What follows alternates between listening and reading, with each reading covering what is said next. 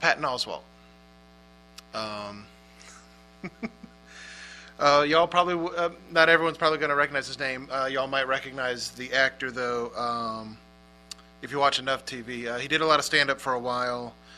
He was a character actor in a lot of what he does. He wasn't trying to ever be a leading man. He wanted to be the character actor, get good, steady work. So he's King of Queens. He was the short, pudgy, nerdy friend of the main character on that show. On the current show, Agents of S.H.I.E.L.D. that's on TV right now. He plays he actually plays all three of a set of triplets in that show. He was the lead in Ratatouille, the Disney Pixar movie. So you're familiar with him even if you don't recognize his name. But I want to start out talking about him. But first today, back in the summer of '95, he started a binge of just watching movies in his preparation to become this big name director. It was 4 year long just watching movies, just eating as many movies as he could, as it were. It started with a Billy Wilder double feature, Sunset Boulevard and Ace in the Hole, one day, and ended 40 years later with George Lucas's still infamous Star Wars Episode I: The Phantom Menace, a movie that so many people enjoy reviling that people have actually made entire videos on YouTube and TV shows picking that movie apart. So Patton, getting back to him, Patton is, during this binge, he's visiting some Southern California movie theater, whether it's the small rep theaters where he gets his double features in, or the old classics, or the cult gems, the Z-grade monster flicks, or any of the big blockbusters that are going on. He's just eating as many as he can. He's studying, again, seeing everything that he can do, picking apart camera zooms and swipes and everything like that, trying to, again, learn the craft, as it were, to do his homework, just like he'd studied in stand-up. When he got into stand-up, he got up onto a stage and tried what jokes worked, and then eventually he got, better material that worked. So then one Saturday evening, after his second viewing of Phantom Menace, just to make sure that yes, it was a horrible train wreck and that he hadn't imagined it, he sat down with some of his friends in a post-screening kind of just sit down to have some drinks and eat food. For 4 hours, he and his friends sat there and just picked apart the Phantom Menace. Talking about with all very different, very personal reasons for why it should have been and could have been a lot better. Just picking it apart and just tearing it apart for every flaw that it had. And then it suddenly hits him. The grand mistake of the past 4 hours that he'd just spent, and indeed of the past 4 years that he'd just spent watching all those movies. Of all these films he's watched in such density that they started bleeding together, hours spent criticizing another person's work, he had in fact, in that 4 years, contributed nothing to the art of film. For 4 hours, he tore apart another man's work, when in that time he could have, in his own words, written 2 to 3 pages of his own screenplay. In that 4-year binge of watching, he had done nothing to bring something of his own to the table, to have contributed to it, instead of sitting and allowing everything to move by him. He had actually lost friends and ruined relationships over studying a craft in such an insular and selfish way that he'd failed to participate in the craft, to express anything into the art. And so, of course, I tell you all that story to set the stage. How are we participating? And what are we contributing? Are we just studying? Are we just attending services? Passively riding the bus of being right, but not necessarily active in Christianity? Do we live it? Do we act on it? Do our own actions add to the craft of Christianity, however small? Do we act as Christ would have? He is our example, according to 1 Peter 2:21. He is the example that was set for us, that's how we should act all the time. Christ healed, he forgave, he taught, and he loved. And he made life better for everyone whose path he crossed at the end of the day. And of course, the path to get there to that path is, of course, to act, to participate in it. Patton wasn't a director because he wasn't directing. There's a writer whose name I can't remember now. He said, one becomes a writer by getting up every morning and writing, not by any other method. He was a stand-up because he'd gotten onto a stage and he told jokes until he found the ones that worked, until he got to deliver it. The only way to, in strength training, they'll tell you, the only way to make a muscle stronger is you tax it. You make it lift more than it can. You do more than what you're currently doing. Steve Harvey, to bring in another stand-up into this, Steve Harvey rated his jokes based on a 1 to 3 scale. And so when he was telling jokes on a 1 level, the jokes that could sometimes get a laugh, that was all he had at first, though, so he had to tell those. And when he got one that more people laughed at, he rated it a 2 and he threw out a 1. And then the more 2s, eventually got more 2s until he started getting more 3s, and he'd throw out 2s every time he realized he had a 3, until he had all the jokes he was telling people were laughing at. But they had to participate in the craft. Okay, good. Thought I skipped a page. You get there to that unselfish, outgoing, agape love that Christ lived. Indeed, that God is, by practicing unselfish, outgoing, agape love. John, let me head there real quick. John 21. There it is. 15 through 17. Actually, I've read this recently. The scene where, or at least it feels recently to me, the scene where Jesus is going back and forth with Peter. Do you love me? Peter says, I love you.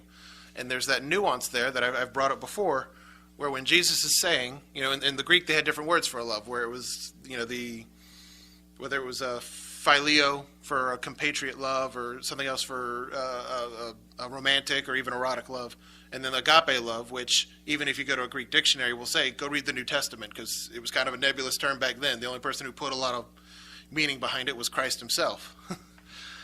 In that he's saying, Peter, do you agape me? And Peter's saying, I phileo you every time. He's admitting, I'm not there. I'm not on your level yet. And so when he says there at the end, I feel like I'm repeating myself a little bit. I apologize. When he says there at the end, feed my sheep, he's telling them, this is how you get there. You go do it until it becomes the habit. You live it out and you become stronger. Your joke gets funnier. We have to participate in the body, feed the body, and nourish it.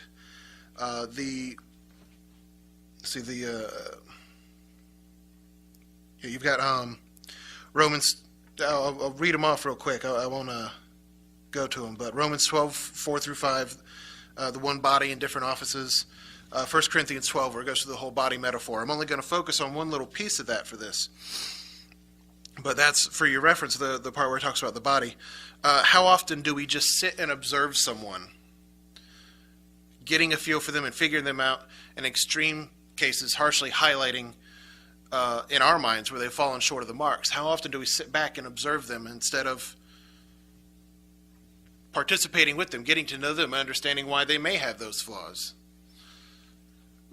Just as much as we are a part of the body, and as much as we silently weigh and measure someone else, so are also we being quietly observed and failing someone else's mental litmus tests. In that 1 Corinthians 12, maybe I should have pulled it up a little sooner. 12, 21 and 22, that part I want to highlight there. And the eye cannot say unto the hand, I have no need of thee, nor again the head to the feet, I have no need of you. Nay, much more those members of the body which seem to be more feeble are necessary. So, and that's something that we have to remember, is that every member of the body is necessary, no matter how feeble we may think they are, no matter how little in importance we may think they are, or how short of the mark we think they've come. They're still part of the body. They're still there for a reason that we didn't put them there for. Someone else put them there. I want to bring up now giant siphonophores. These are deep sea creatures. They're big, giant, drifting, glowing things. They look. You'll see them, and they're a lot like jellyfish if you look at them. And as you go deeper into the midnight depths of the ocean, siphonophores grow bigger and bigger, and they shine brighter, and they can handle the pressure that the water puts on them down there. They can handle the pressure and the darkness of the world around them. The deeper they go, the bigger they get. But in fact, the trick to siphonophores is that they're not creatures. They are a network of creatures. They're actually a lot of smaller creatures all bound together to each other, each participating in the larger whole of their siphonophore body. Some shine the light. Only some of them are shining the light because it brings in creatures that then others can reach out with tentacles or feelers and shock and pull up. The others then break down that food and distribute it to the rest of the body, because some can do this and some can't do that, and they have to provide for everyone altogether. And if you get home and you want to look it up, they're really just aberrant, beautiful little creatures when you look at them. So with that image in mind, I want to take that from just us participating in the body down to the siphonophore, and then make that even bigger, because even the churches as a whole, I've been to churches with my travel and all the groups I've been with, where you go and they have very come-as-you-are attitude. But unfortunately, those come-as-you-are attitudes also, I've met people in them that they like the church, but they feel like they're too lenient, and they're letting people run amok with certain things that they think should have been more stringent about. And then I've gone to others, I'll bring up Philadelphia, their insular vigil, as I'll call it, where they're so scared of people bringing people away from the body, that sort of fear of the false teacher, that they've cut themselves off completely, where it's not even insular anymore. It's completely isolationist, that it's hurting the rest of the body. There's separation from everyone. To other groups that know the lore really well, but again have become insular, because they're focused so much on feeding their body that they don't reach out to anyone else, and they don't bring you in when new people come in. It brings to mind the Charles Gross one time was talking about how CGI and Living and what's the other one? United. They all had their own programs that were coming on Sunday morning, and and he goes, "Isn't that great that we're getting all this? We have this like 2-hour block of Churches of God that are taking over some mornings." And he goes, "No, it's not, because if we pulled all our resources together, we could actually get a primetime spot. If all the churches could actually pull their sources together and quit bickering with each other. Imagine if all the churches were just one big organism. Like people with Philadelphia, with their that." Looking out for people, that you see that image of people on the wall looking out for everyone inside, the guards. We have the other people who are bringing people in, making them feel welcome and a part of that body. You've got other people, like again, understanding that lore and teaching it to others, so that they see the patterns that God has put in there, because that is a word that, as I learned from these same people, the word that God uses all the time is pattern. My pattern, what I've set up, my pattern, the patterns I've set up. Patterns and threads and links that let me stand up here and talk about agape love through siphonophore Steve Harvey and Patton Oswalt's celluloid addiction. I've come up here and talked about an allegory of conversion through The Last Samurai. I brought up a haunted Chuck E. Cheese up here. All these links to all these different ridiculous things are all linked back to the Bible. And all these lines and links, you kind of picture those conspiracy theory movies where they've got the pins up there and all these lines and threads. And you take all these lines and links and threads all in space, and they're all linked together. And of course, why not? Because we're drawing from a book designed to link the beginning of the world to the end of the world in one grand plan. And then beyond all that, written and inspired by a creature who holds all that together, and is indeed the only thing holding it together, that it would all fall apart without. And so now you look at those threads on that big giant conspiracy board that is the Bible, as it were, and you see it's easy to now look at those threads and give it life, give it a pulse and a breath, and a network of electricity through those cosmic nerves and connective tissue that let it move and flex. And that is the agape love. That's what we're a part of. All of it's connected, and all for our benefit, all for the worship of a giant loving creature. So be a part of it. Contribute and participate. Add to that, because in fact, the more you act in love and that you nourish the body of that the more you act, the more you nourish the greater body that is Christianity.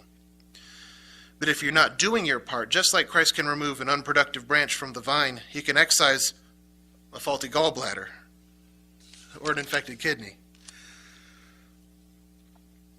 Or we could see that some other part of the body is failing, and in love, reach out and lift it up, pray for it. For a long time, we ultimately did have to take Sherry's gallbladder out, but she did wonders working on it, because like I said, she'd been dealing with it for a lot longer than just the past few weeks, and she would do these home remedies to keep it clean, and it actually worked for a good long while until it finally just caught up to her. And because she wanted to save it. She didn't want to lose it. Why would you want a piece of you gone? Whether it's your big toe or a whole organ. Make the body whole again through your own action. Reach out instead of just silently judging from the past. Reach out, talk to people, and become involved in the body. Don't hesitate. Don't procrastinate. And don't stagnate. Do. Contribute. Participate. Love.